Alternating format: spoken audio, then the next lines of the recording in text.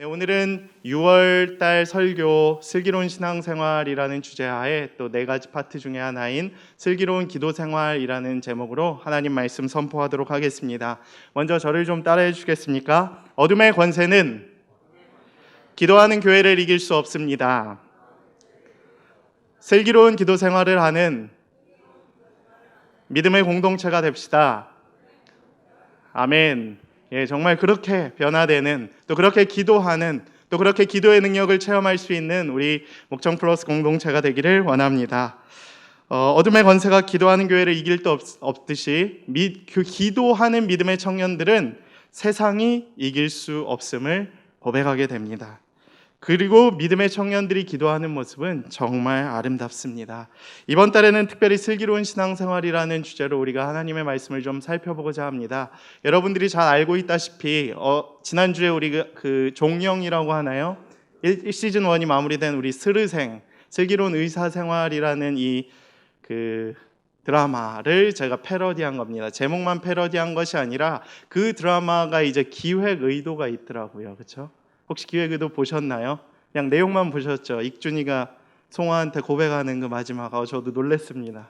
그리고 저 같은 경우 개인적으로 그 석형이 곰 아시나요? 굉장히 볼매죠. 많은 남자들이 그렇게 삽니다. 실제로 신서유기 보면서 혼자 킥킥대고 라면 먹으면서 그렇게 행복한 모습을 가지기도 하고, 또 유정원 씨의 모습이 굉장히 인상 깊었죠. 서로 감정이 전혀 없는 듯 했으나 마지막에 진한 키스를 마무리하는 그 모습을 보면서 굉장히 감동을 받고 했는데, 그 드라마의 기획 의도가 이거라고 합니다. 정말 인간다움이 무엇인가. 그래서 그 응팔 시리즈 팀이 계속 하잖아요. 슬감생하고 스르생 뭐 다 쭉 그 드라마들이 계속 담고 있는 그 의미가 인간다움이 무엇인가라는 참 의미를 의사들의 생활을 통해 보여주고 있는 거예요. 의사는 그냥 껍데기일 뿐이고 참된 그 안에 담긴 가치는 인간됨, 정말 인간이 살아간다는 것이 무엇인가라는 걸 공감이라는 데 초점을 맞춰서 드라마를 풀어가고 있는 겁니다. 여러분이 그렇게 열광적으로 반응하는 이유가 그와 같은 기획 의도에 있는 거예요. 그래서 생명을 살리는 모습, 인간다운 연애를 하는 모습, 비록 한 번 실패했지만 또다시 도전하라고 하는 그러한 아름다운 모습들을 통해서 참된 인간다움이 무엇인가 깨닫게 하는 그 드라마를 보면서 저도 굉장히 많은 감동을 받았습니다. 전 뒤늦게 시작했거든요. 한 10화쯤 시작할 때 1화를 시작했습니다. 이 설교를 준비하기 위해서. 근데 어제까지 이 드라마를 다 마쳤는데 아직까지 그 여운이 남아있더라고요. 이처럼 이와 같은 드라마, 의사들의 생활을 통하여 참된 인간됨이 무엇인지 풀어내는 이 드라마와 같이 우리 신앙인의 모습은 그럼 과연 어떠할 수 있을까? 신앙인이 참된 신앙인이 되기 위해서는 우리들 가운데 무엇이 체험이 있어야 하는가에 대해서 진지하게 고민을 하기 시작했습니다. 그래서 우리 청년들이 이 시대 가운데에서 믿음의 청년들로 살아가기 위해서는 그들의 마음 가운데 어떠한 주제들이, 어떠한 관심과 공감의 폭들이 이렇게 채워져야 할지 고민하던 중에 제가 네 가지 주제를 발견하게 되었습니다. 먼저 첫 번째로는 가장 우선순위로 기도, 그 다음 두 번째로는 헌금 생활에 대해서, 세 번째는 우리가 애주가 아니라 금주 생활이 어떻게 좀 필요할지, 그 다음 연애, 에 대해서 다양한 주제를 가지고 우리가 하나님의 뜻을 분별하면서 이 시대 가운데서 우리가 참된 믿음의 청년들, 또 신앙인으로 살아가기 위해선 어떠한 체험과 공감의 폭들이 있기를 원하는지 함께 하나님의 말씀을 배워가고 또 깨닫는 귀한 시간이 되기를 원합니다. 오늘의 주제는 기도예요. 여러분은 기도가 무엇이라고 생각하십니까? 이 시간 잠깐 한 줄로 여러분이 생각하는 기도에 대해서 생각을 해보시면 좋을 것 같습니다.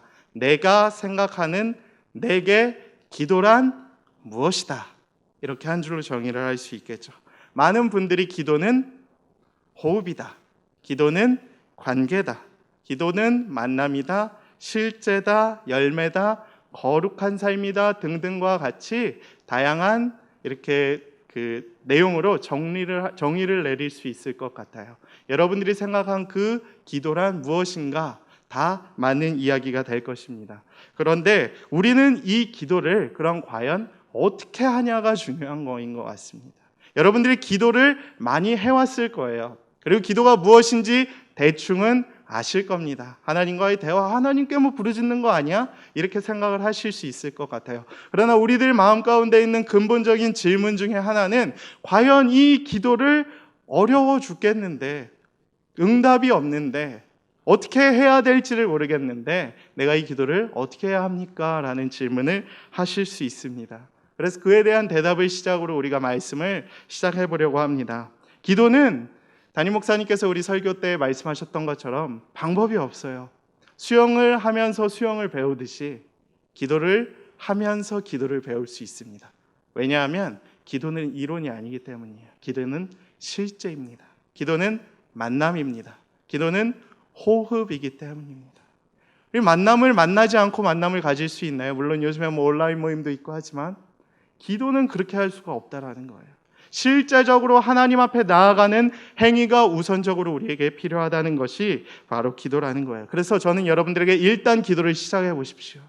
오늘 예배 설교 후에 기도를 할 때 일단 하나님 앞에 나아가는 행위를 보여드리실 수 있게 되기를 축복합니다. 그래서 기도를 배워보십시오. 그래서 기도가 무엇인지 여러분 스스로 정의를 해보시고 하나님과의 어떠한 만남이 기도 가운데 이루어지는지 경험해 보실 수 있게 되기를 원합니다. 가장 빨리 배우는 기도의 길은 직접 해보는 거죠.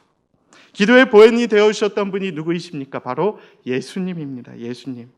예수님이 크게 두 가지 기도를 우리에게 보여주셨어요. 첫 번째는 무엇입니까? 주기도문이에요. 그래서 너희는 이렇게 기도하라 라고 기도를 가르쳐 주시고 마태복음 6장에서와 같이 주기도문을 쭉 하늘에 계신 우리 아버지, 그래서 제가 백투베이직 8번째 시간으로 주기도문을 소개했고 오늘 하고 이렇게 소개해드리고자 하는 그 기도, 또 우리가 오늘 배워가길 원하는 기도는 겟세마네에서의 기도를 우리가 함께 나누기를 원합니다. 제가 왜 이 기도를 정했는지 아십니까? 물론 주기도문을 이미 했기 때문이기도 한데 주기도문은 표본이라고 한다면 표준, 우리가 그 얘기하는 그 스탠다드, 기준이 되는 거죠. 이 겟세마네의 기도는 무엇이냐? 간절함이 여기에 있어요. 간절함. 여러분 언제 기도하세요? 내가 가장 힘들 때 기도하죠. 그리고 어떤 마음으로 기도하십니까? 내가 제일 간절할 때. 저도 이 기도를 준비하면서, 말씀을 준비하면서 내가 진짜 언제 제일 열심히 기도했느냐? 그렇게 많지가 않더라고요. 딱 2번, 3번 정도 기억이 납니다. 입시 준비할 때 그냥 제발 좋은 대학 갈 수 있도록 저를 좀 인도해 주세요. 응답이 없었죠. 그리고 또 언제 기도했겠습니까? 아내를 만나는 그 과정 가운데에서 간절히 기도했죠. 주님, 저 자매만 저에게 주신다면. 그 간절함. 3번째 언제였나? 아팠을 때. 제가 오늘 사실 사진을 준비하려고 그랬는데 제가 궤양성 대장염을 앓고 있거든요. 근데 치유함을 받았습니다. 기적적으로 진짜. 근데 그 사진을 좀 보여주려고 이제 준비를 했다가 아내가 너무 잔인하다고 대장에 이제 그 사진을 좀 보여드리려고 했는데 너무 이 피랑 고여 있는 게 많아서 좀 잔인해가지고 보여드리지는 못하지만 그때의 이제 기도, 얼마나 처절하고 간절했는지. 기도란 이런 것이라는 거예요. 예수님도 근데 죽기 직전 고난 주간에 그렇게 간절히 기도를 하셨다는 거예요. 왜 처절했냐? 가장 많은 애정과 사랑을 담으셨기 때문이고 나의 뜻이 아닌 하나님의 뜻을 이루기 위한 과정이었고 나의 죽음에서 끝나는 것이 아니라 모든 인류를 대속하기 위한 죽음이셨기 때문에 처절하게 기도를 하셨던 것입니다. 온 인류 구원의 마지막 순간에 기도를 집중하신 주님의 기도에 관한 내용이에요. 그렇기 때문에 우리가 오늘 이 기도만큼은 함께 배움으로 우리가 정말 슬기롭게 기도 생활을 이어가기 위해서 이 기도를 표준으로 삼고 또 이 간절함을 우리의 간절함으로 담아서 계속해서 기도 생활을 이어갈 수 있게 되기를 축복합니다. 먼저 첫 번째로 기도를 무엇이라고 얘기하고 있느냐? 오늘 본문은 기도는 습관이고 기도하면 유혹에 빠지지 않는다고 우리에게 분명하게 이야기를 해주고 있습니다. 오늘 본문 39절과 40절의 말씀 함께 봉독하겠습니다. 시작. 예수께서 나가사 습관을 따라 감람산에 가시매 제자들도 따라갔더니 그곳에 이르러 그들에게 이르시되 유혹에 빠지지 않게 기도하라 하시고 주님께서 우리에게 제자들에게 기도를 가르쳐 주실 때 분명하게 가르쳐 주세요. 습관을 따라 기도하셨다라고 기록이 되어 있습니다. 근데 말씀을 우리가 차근차근 분해를 좀 해서 우리의 말씀의 양식으로 좀 삼길 원하는데요. 감람산이라는 단어가 나와 있습니다. 감람산. 저는 이것을 좀 분해해 보기를 원해요. 왜냐하면 누가복음에는 감람산이라고 나와 있지만 다른 성경, 다른 복음서, 다른 복음서에서 예수님에 대해 이야기할 때 마태와 마가복음에서는 다르게 이야기를 하고 있거든요. 여러분이 잘 알고 있다시피 겟세마네라고 기도를 하고 있습니다. 그것은 무엇을 의미할까요? 누가는 왜 도대체 마태와 마가와 달리 감람산이란 지명을 사용하셨을까? 감람산이랑 겟세마네랑 다른 것인가요? 아닙니다. 두 개가 같아요. 사실 따지고 보면 감람산은 산이고 겟세마네는 어쩌면 이 산의 하나의 봉우리 정도를 의미하는 것 같습니다. 그래서 아차산의 한 자락 정도라고, 다 아차산이라고 하잖아요. 그렇죠? 근데 아차산의 한 자락이면 어느 봉우리 이럴 수도 있는 것처럼 같은 의미인데 왜 굳이 누가는 감람산을 그럼 썼느냐? 바로 이 감람산 전체, 예수님께서 겟세마네에서만 기도한 것이 아니라 고난 주간에 늘 기도하셨는데 겟세마네에서의 기도의 모습도 있었고 다른 감람산의 봉우리에서도 기도하셨던 흔적들이 있었다고 생각을 했기에 이런 표현을 썼던 것입니다. 이것이 무엇을 의미할까요, 우리에게? 바로 예수님께서도 한 번, 잠깐, 반짝 그냥 막 기도했던 것이 아니라 늘 습관적으로, 지속적으로 시간에 따라서 기도 제목을 가지고 간절한 마음으로 하나님께 기도하셨다는 것을 우리에게 가르쳐주기 위함이라는 것입니다. 예수님께서도 하나님의 아들이셨죠. 그 수많은 능력을 지니시고 이 땅 가운데 왕으로, 신으로 오셨음에도 불구하고 하나님의 뜻을 따라가길 원하시는 마음으로 늘 기도하셨다라는 것입니다. 이것이 우리가 기도를 해야 할 첫 번째 이유가 된다라는 거예요. 습관을 따라라는 한 구절 갖고 그냥 막 이렇게 적용하는 것이 아니라 감람산에서 늘 습관적으로 기도하셨듯이 새벽 미명에 나아가서 한적한 곳에서 주님께서 기도하셨듯이 우리의 삶도 기도가 습관이 되어야 된다라는 거예요. 습관이란 무엇입니까? 호흡이라는 거예요. 호흡. 여러분 호흡 그냥 하고 싶어서 하나요? 그냥 하는 거죠. 하다 보니까 습관적으로. 근데 만약 습관이 끊어지면 어떡합니까?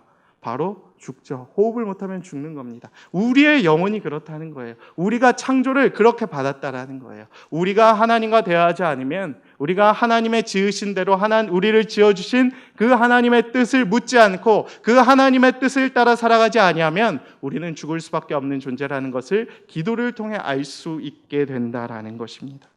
예수님께서도 그걸 잘 아셨기에 늘 하나님께 기도를 하셨던 것처럼 보입니다. 기도는 무엇이라고 또 할 수 있냐 하면 운전대 핸들인 것 같아요. 핸들.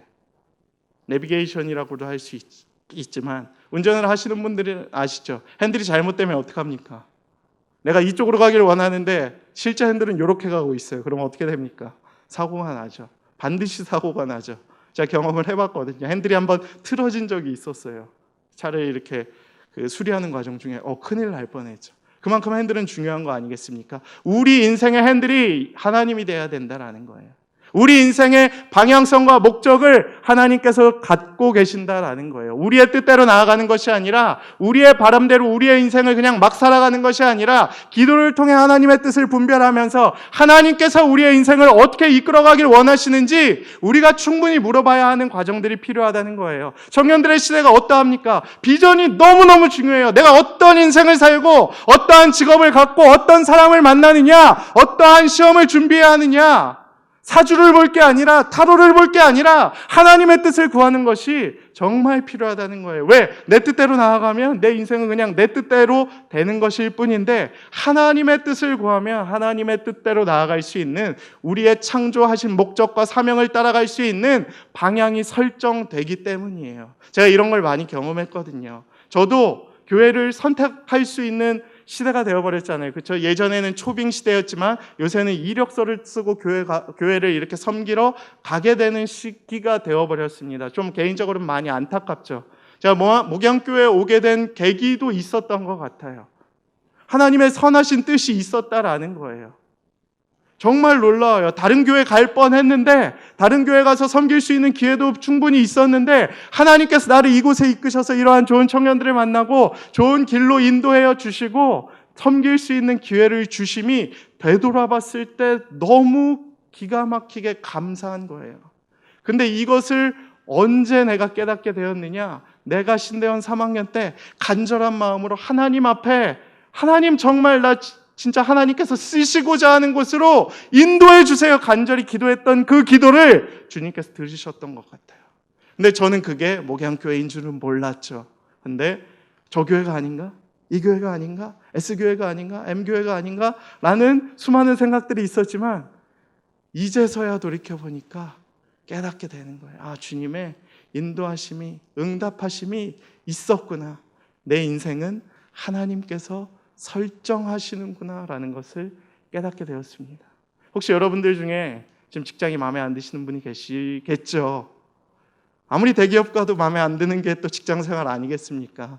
축복합니다. 그러나 그곳에 보내신 하나님의 뜻이 있다는 것을 여러분이 기도를 통해 분별하시고 깨달을 수 있게 되시기를 원합니다. 설령 난 이런 데 있을 사람이 아니야 이런 생각할 수 있죠. 대학도 그렇습니다. 저는 수천 번 물어봤어요. 난 여기 있을 사람이 아니야. 하나님한테 진짜 계속 물어봤어요. 계속 따지고 하나님 나 이런 대학에 있을 사람 아닙니다. 옮겨주십시오. 아닙니다. 하나님의 뜻이 분명히 있습니다.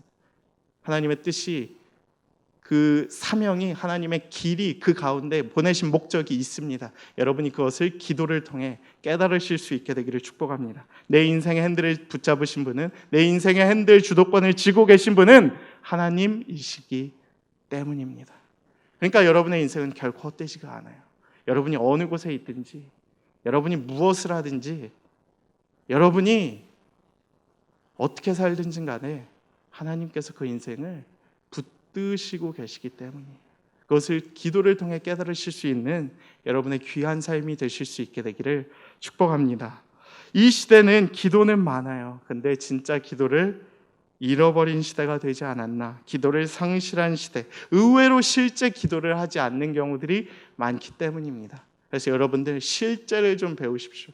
열심히 기도하시고 하나님의 뜻을 물어보시고 하나님을 만나실 수 있는 기도를 하실 수 있게 되기를 축복합니다. 매일의 삶 가운데서 하나님께 나아가는 일정한 시간을 좀 만드실 수 있었으면 좋겠습니다. 기도의 처소, 기도할 수 있는 장소를 구별하시고 시간을 구별하시고 기준을 설정해 드릴까요? 하루에 한 30분씩은 열심히 기도해 주시면 좋을 것 같아요. 제가 대학부 때 제자훈련을 할 때 최소 하루에 30분씩 하나님과 기도하는 시간을 갖지 않으면 벌금을 열심히 냈거든요. 그때 낸 벌금만 하면 벌써 해외여행도 갔다 올 만큼 참 엄청난 벌금이었는데 여러분들도 스스로 나름대로의 그러한 기준을 삼으시고 하나님과 대화할 수 있는 귀한 시간을 가지실 수 있게 되기를 축복합니다. 그리고 우리가 이러한 기도를 할 때 주님께서는 우리에게 유혹에 빠지지 않는다고 말씀을 하고 계세요. 왜냐하면 우리가 기도를 통해 우리의 마음이 하나님께 붙들림 바 되고 하나님의 뜻을 분별할 수 있는 지혜가 생기기에 또 우리가 쉽게 시험에 빠지지 않는 그 마음의 중심을 잡을 수 있기 때문입니다. 그래서 기도하시고 습관을 따라 기도하시고 유혹에 빠지지 않는 여러분의 삶이 되실 수 있게 되기를 축복합니다. 그래서 제가 지지난주에 형제들 설교할 때도 그랬고 그 다음에 자매들 설교할 때도 그랬고 우리의 거룩한 두 손을 들고 하나님 앞에 기도하는 것들이 필요하다라는 거예요. 왜? 유혹에 빠지지 않기 위해서. 그것을 이겨내기 위한 방법 중에 하나가 강력한 방법 중에 하나가 기도라는 거예요. 기도를 시작하실 수 있는 여러분들의 삶 또 소그룹이 되실 수 있게 되기를 축복합니다. 두 번째 메시지는 다음과 같습니다. 기도란 아버지의 뜻을 따르는 것이다 라는 것입니다. 우리 41절 42절 말씀 함께 봉독하겠습니다. 시작. 그들을 떠나 돌 던질 만큼 무릎을 꿇고 기도하여 이르시되 아버지여 만일 아버지의 뜻이거든 이 잔을 내게 옮기옵소서. 그러나 내 원대로 마시옵고 아버지의 원대로 되기를 원하나이다 하시니. 아멘. 기도란 아버지의 뜻 따르는 겁니다. 내 뜻 하는 것이 아니라 주님의 뜻을 따라가는 거예요. 오늘 본문 42절 말씀이 아주 기가 막힌 성경의 한 구절 아니겠습니까? 예수님께서도 그 죽음의 두려움과 공포와 힘듦 속에서 외치셨던 거예요. 하나님 나 힘듭니다 고백을 했어요. 그러나 만일 아버지의 뜻이거든 이 잔을 내게 옮기시옵소서. 그러나 내 원대로 하지 말고 내 뜻대로 하지 말고 내 인간적인 생각으로 하는 것이 아니라 하나님의 뜻대로 나의 기도를, 나의 삶을 인도하여 주시옵소서라고 기도를 하는 것입니다. 내 인생의 조종의 핸들을 아버지가 갖고 계신다는 것을 우리가 명확하게 알기에 주님 뜻대로 내 인생을 인도하여 주시옵소서. 나를 지으신 하나님의 목적대로 나의 인생을 이끌어가 주시옵소서라고 담대하게 기도를 하는 거예요. 하나님께서 그 길을 만약 우리를 이끄셨다라고 한다면 가는 겁니다. 하나님께서 그 길로 우리를 보내셨다라고 작정한다면 우리는 담대하게 나아갈 수 있게 되는 것이죠. 왜? 그것이 하나님의 뜻이기 때문입니다. 저는 목회자들이 가장 피해야 할, 또 신앙인들이 피해야 할 단어 중에 하나가 바로 안주함이라고 생각해요. 안주와 무엇입니까? 익숙함, 매너리즘. 제가 개인적으로 제일 경계하고 싫어하는 단어 중에 하나입니다. 물론 본능적으로는 가장 좋아하죠. 안정적인 거, 익숙한 거, 너무 좋죠. 편안한 거. 그래서 구리 땅을 떠나기 싫어졌어요. 벌써 한 4년 되니까 여기에 계속 여기가 나를 진짜 부르신 땅이라고 생각하는 마음이 계속 있지만 언제든지 그걸 경계하는 겁니다. 안주. 왜냐하면 그것이 익숙함이 되는 순간 내가 죄악이 될 수 있기 때문에 하나님이 진짜 부르신 곳으로 나를 보내실 때에 나를 가장 방해하게 하는 것이 나의 그 익숙함과 매너리즘과 안주함이 될 수도 있기 때문에 그것을 경계하는 거예요. 물론 인간적인 마음으로는 좋죠. 그래서 여러분이 인간적으로 저를 볼 때 익숙한 것 같은데 이렇게 생각하실 수도 있지만 경계를 해야 된다는 거예요. 저뿐만 아니라 여러분의 삶도 마찬가지라는 것입니다. 하나님이 부르신다면, 하나님께서 원하신다면, 하나님께서 보내신다면 언제든지 내가 거주한 그 고향 땅을 떠나 아브라함과 같이 하나님께서 명령하신 땅으로 갈 수 있는 준비가 되어야 된다라는 거예요. 선교적 삶이 그런 것이 아니겠습니까? 요즘 우리가 강조하는 미니멀 라이프가 그런 거 아니겠습니까? 주님이 부르시면 언제든 내가 갈 준비가 되어 있다라고 작정을 해야 주님이 우리를 부르셨을 때에 가기가 쉬운 거예요. 우리의 인생을 내던지기가 쉬운 거예요. 자녀 한 명이라도 더 생기는 순간 50%씩 어려워집니다. 한 명인 순간 50% 어려워지고 두 명인 순간 거의 100%에 가깝게, 세 명인 순간 200%죠. 못 떠나요, 절대. 하나님 부르셔도. 그러한 것들을 우리가 미리 다 계획하고 미니멀로 하고 하나님의 부르심 앞에 언제든지 떠날 수 있다라는 준비를 우리가 기도를 통해 만들어 가야 된다라는 거예요. 여러분의 인생이 그러한 선교적 삶, 하나님의 부르심 앞에 응답하는 삶이 될 수 있도록 슬기롭게 기도하는 것들이 필요하다라는 거예요. 공직 생활에 계신 분들도 마찬가지 아니겠습니까? 발령 나면 어떻게 합니까? 가야죠. 나라에서 부르는데 대구 물론 요즘엔 행정구역이 좀 나눠져 있긴 하겠지만 갑자기 이전이 돼서 세종시로 가라, 어느 지역에 무엇이 됐다, 가야겠죠. 그거랑 똑같은 거 아니겠습니까? 하나님의 부르심도 부르시면 가는 인생이 될 수 있는, 그러한 부르심 앞에 응답할 수 있는 우리의 인생이 될 수 있게 되기를 축복합니다. 특별히 앞으로 우리 청년들이 살아갈 시대가 그러한 시대가 될 거예요. 우리가 생긴 그 제2의 고향들이 굉장히 많아진다라는 거죠. 우리 청년들 중에도 그러한 사람들이 있잖아요. 지금 구리가 고향이지만 다른 지역에 살고 계신 분들도 많잖아요. 똑같은 것입니다. 그러한 것을 대비할 수 있는 기도의 생활도 필요한 거예요. 그게 좋은 기도라는 거예요. 아버지의 뜻에 따라서 내가 언제든지 떠날 수 있도록 나의 인생을 주님 앞에 내어드리는 것, 나의 인생이 정말 아버지의 뜻대로 살아갈 수 있는 인생이 되도록 기도하는 그러한 기도의 행위가 필요한 것입니다. 기도할 때 아버지의 뜻을 따라 기도하시고 내 기도가 정말 하늘의 기도가 될 수 있도록 날마다 하늘에서 응답하시는 하나님 앞에 간절히 기도함으로 그 응답을 경험하시며 살아갈 수 있는 여러분들의 삶이 되기를 원합니다. 세 번째 메시지는 무엇이냐?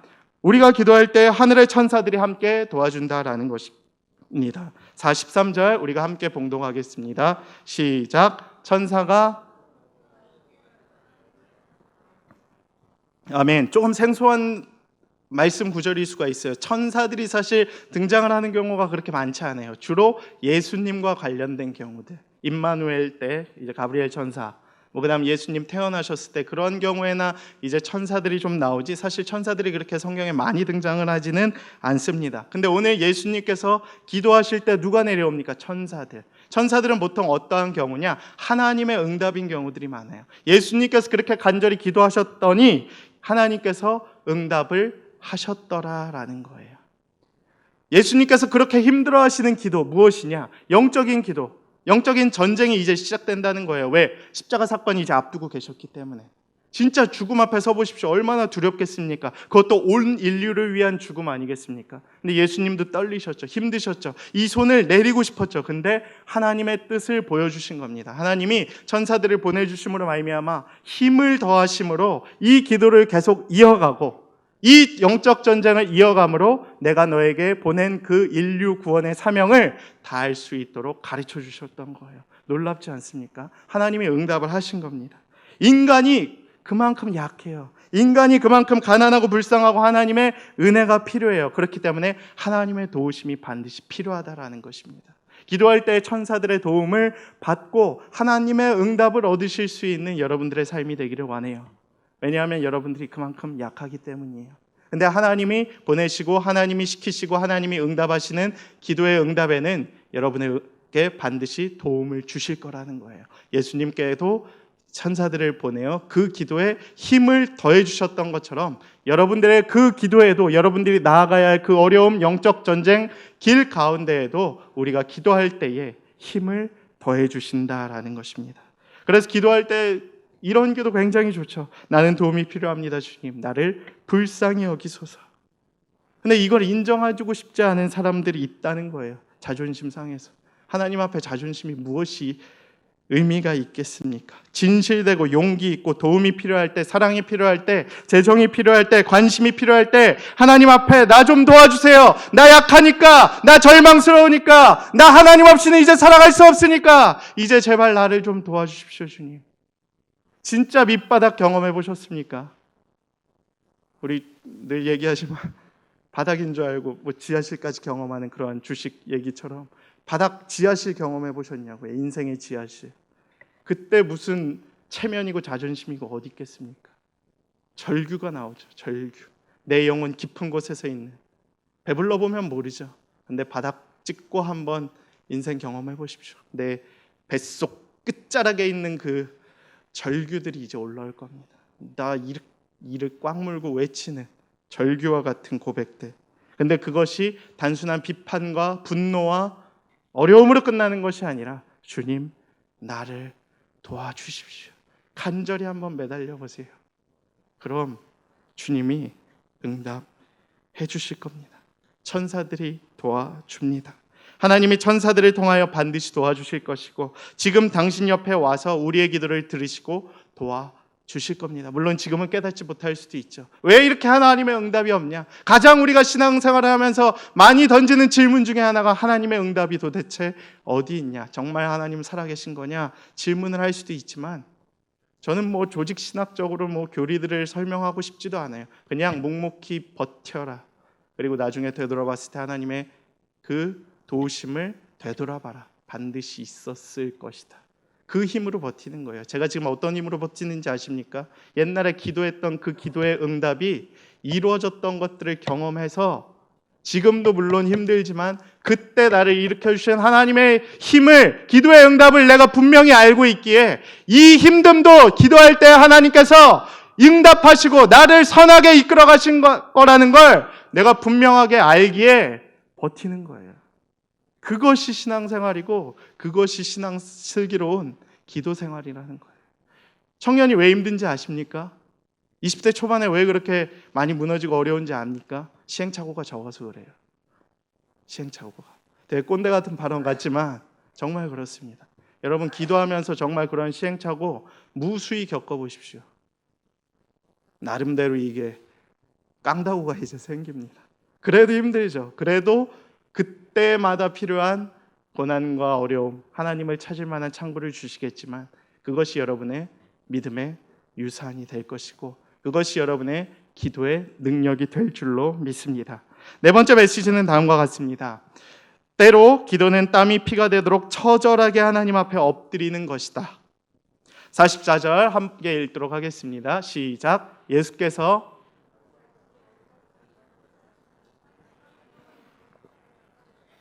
빗방울같이 되더라. 아멘. 예. 기도의 사실 표준인데 굉장히 무섭죠. 기도했더니 땀이 피로 바뀌었더라. 난 어떻게 이렇게 기도할 수 있을까? 이런 생각이 드실 수 있습니다. 기도는 나름대로의 노동인 것 같아요.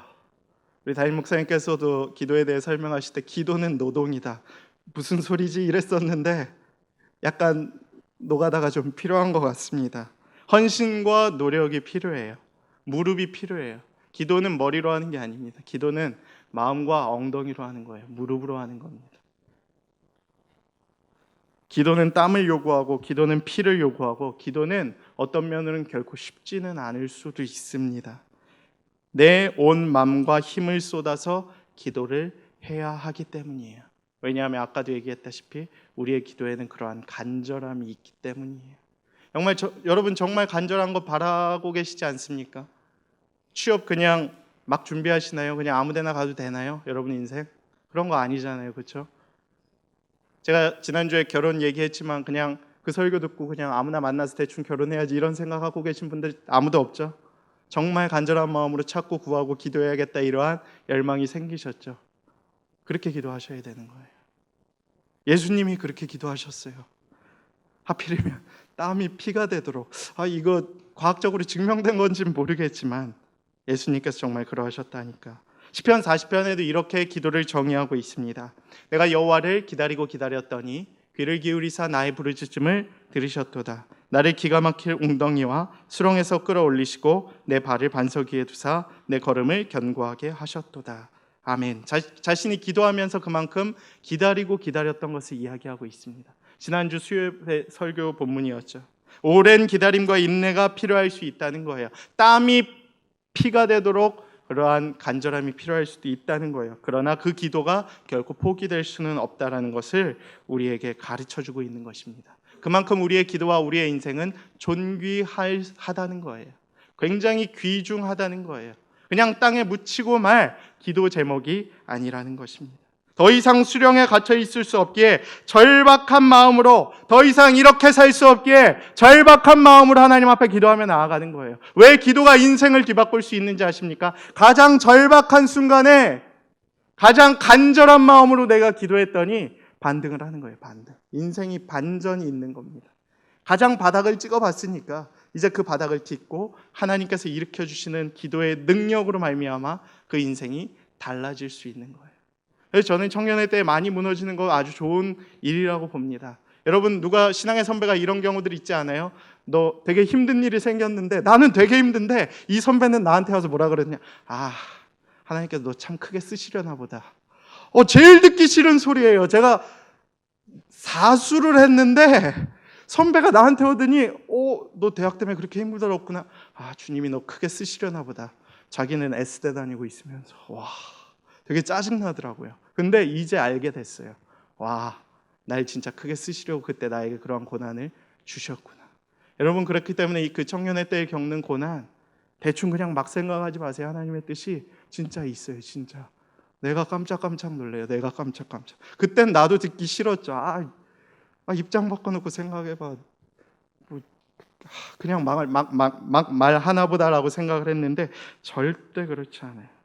더 이상 수령에 갇혀 있을 수 없을 때에 기도를 해보십시오. 여러분의 인생이 달라질 수 있습니다. 여러분 가운데 닥쳐있는 절박한 문제 앞에 처절하게 싸우는 사람이야말로 오늘 예수님과 같은 이러한 기도가 나올 수 있습니다. 그러다 보니 그래서 우리의 기도에 땀과 피가 섞이는 것이에요. 자기의 한계를 잘 알고 자기의 부족함을 아는 자만이 하나님을 향한 절박하고 간절하고 진실한 기도를 할 수 있기 때문입니다. 이러한 기도, 이러한 간절함, 이러한 절규를 기도하실 수 있는 여러분들의 삶이 되기를 원합니다. 끝으로 기도는 하나님의 뜻에 순복할 수 있는 힘을 준다라는 거예요. 사실 예수님은 안 잡히셔도 됐어요. 십자가에 안 달려 돌아가셔도 되는데 순복하신 거죠. 세상의 죄의 권세에 눌린 게 아니라 하나님의 뜻을 순종한 겁니다. 바르게 이해를 해야죠. 왜? 인류를 구원하기 위해. 근데 인간적인 마음으로 싫었지만 기도를 통해 그것을 극복하셨죠. 체포되지 않아도 되는데 채찍을 맞으시는 선택을 했고, 조롱과 비웃음을 당하지 않으셔도 되는데 일부러 십자가 사건을 친히 경험하셨습니다. 아셨지만 그렇게 당하도록 허락하신 분이 또한 하나님이십니다. 왜? 온 인류를 위한 그러한 구원의 사건을 이루어 가시기 위하셨기 때문입니다. 그렇기 때문에 우리는 이러한 사실을 보는 것처럼 우리의 인생 속에서도 기도를 통해 하나님의 일을 이루어 가신다는 사실을 분명하게 기억을 하십시오. 내가 때로는 순종하기 싫더라도, 내가 때로는 이 길을 가기 싫더라도 하나님 앞에 순종하며 또 나아갈 때가 분명히 있는데, 그때 이 말씀을 기억하실 수 있게 되기를 축복합니다. 믿음이란 조롱과 핍박을 이겨내는 힘이에요. 난 잘했는데, 난 잘못이 없는데 불의하고 억울한 일을 당하는 거예요. 하나님께 기도하는데 침묵하시는 순간들이 있어요. 나의 억울함을 모두 쏟아내고 있는데 하나님은 나의 억울함을 듣지 아니하시고 계속해서 나의 어려움이 연장되는 경우들이 있습니다. 속이 뒤집어지고 화가 치밀어 오르고 폭발할 듯이 억울하고 때려치고 싶은데 알 수 없는 하나님의 뜻이 있다라는 것을 우리가 알게 된다라는 거예요. 우리의 믿음 생활도 이렇다는 거예요. 우리의 사회 생활도 이렇습니다. 가정과 학업과 취업과 시험 준비와 같은 생활 속에서 너무너무 도망치고 싶은 순간들이 있을 수 있어요. 난 억울한 게 없는데 저 상사가 문제인데. 그리고 직장 생활이 너무 압박감이 심해서, 사실 전 노동의 강도라고 표현을 하거든요. 같은 시간 동안에 해야 할 일의 이제 그 경중이죠. 사역의 경중. 한 시간 동안 수많은 일을 해야 하는 그 직업들이 있잖아요. 여기 또 그런 분들 제가 계신 걸로 알고 있는데 볼 때마다 굉장히 위로가 필요하죠. 한 시간 동안 해야 할 일이 저 같은 사람보다 훨씬 많은 경우, 굉장한 능력을 지니시기도 했지만 얼마나 압박감이 심하겠습니까? 숫자 하나, 옷 하나면 완전 싸그리 다 잘못되는, 회사에 엄청난 불이익을 가져다 줘서 힘든 경우가 생길 수 있는 압박감이 심하죠. 은행 같은 데 이런 데는 엄청나겠죠. 도망치고 싶고 던져버리고 싶고 벗어나고 싶고 으악거리는 비명이 질러보고 싶겠죠. 그러나 그러한 순간에 한번 기도해 보십시오. 차분한 마음으로 정말 하나님 앞에 나의 인생을 걸고 하나님 나를 위로해 주시고 도와주시고 예수님께서 하셨던 그 기도와 같이 내 기도가 그렇게 되기를 원합니다. 주여 나를 도와주시옵소서. 기도하면 주님께서 참고 견딜 수 있는 힘과 능력을 여러분에게 허락하실 줄 믿습니다. 예수님도 그러셨잖아요. 기도했더니 천사가 와서 돕고 주님의 하나님의 뜻에 순복할 수 있는 힘과 능력을 주셨듯이 여러분들에게도 반드시 해주신다는 거예요. 왜 예수님의 표본이 되느냐? 예수님에게 행하셨던 것들을, 하나님께서 행하셨던 것들을 여러분도 예수님과 같이 행할 때에 우리에게도 주신다는 것을 사인으로 가르쳐 주시기 위함이라는 거예요. 그렇기 때문에 우리는 어떻게 해야 할까요? 기도해야 됩니다. 그때 우리가 하나님 편이 되고 하나님이 우리의 도움이 되실 겁니다. 우리가 기도할 때 하나님이 움직이실 거예요. 그동안 멈춰 있었던 우리를 향한 하나님의 카이로스적인 시간이 이제 움직일 겁니다. 여러분의 인생의 좌표가 아마 바뀔 거예요. 그리고 기도하십시오. 하나님이 반드시 여러분의 어려움 해결해 주십니다. 믿으십니까? 그 아픔과 고난과 절망 가운데 있는 그 나만 아는 그 상처들, 쓴뿌리들 다 하나님 앞에 쏟아내어 보십시오. 겟세마네에서의 놀라운 기도의 승리, 감람산에서의 놀라운 기도의 승리가 우리의 기도의 승리가 될 줄로 믿습니다. 우리가 한 주간 또 앞으로 이 포스트 코로나 시대를 살아가는 올 한 해 동안에 간절한 마음으로 우리의 마음의 기도의 제목을 갖고 또 우리의 아픔과 상처와 우리의 모든 고난을 주님 앞에 내려놓고 기도하며 나아갈 때에 주님이 반드시 우리의 그러한 기도 앞에 또 부르짖음 앞에 간구 앞에 응답하게 되는 놀라운 역사가 언제든지 또 올 연말에 계속해서 터져 나올 수 있는, 또 그것이 믿음의 간증이 될 수 있는 또 우리 공동체가 되기를 간절히 축복합니다. 이 시간